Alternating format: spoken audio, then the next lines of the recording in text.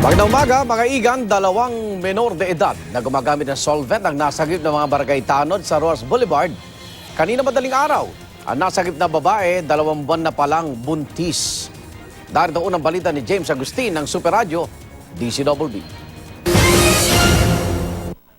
Halos gabi-gabi na lang daw na may nakikitang nagsosolvent na kabataan sa baywalk ng Roas Boulevard sa Maynila. Nakaramihan ay may hawak na plastic o tela.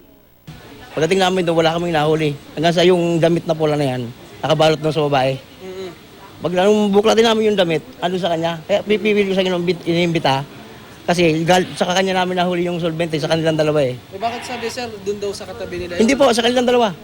Dinala sa barangay hall ang 17 taong gulang na lalaki at 15 taong gulang na babae na 2 buwang buntis pa man din. Kapwa nila itinanggi na gumagamit ng solvent. Yung damit ko pong ito, nakakumot po sa kanya. Ngayon po, meron po lumapit sa amin isang bata, nagsisolvent. Nilapag po sa may tabi ko. Ngayon sabi ng barangay, magdamit daw ako. Ngayon nung kinuha ko yung solvent, dapat isusurrender ko na sa kanila.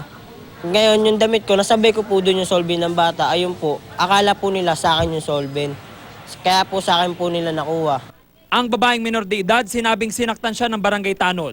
Sabi ko, wag mo ko haltakin, kasama ako ng maayos. Inaltak niya po ako, buntis ako. Sabi ko sa kanya, kung anong mangyari sa akin, kaya mo ba pananagutan? Baka yung pera mo diyan kukulangin pa.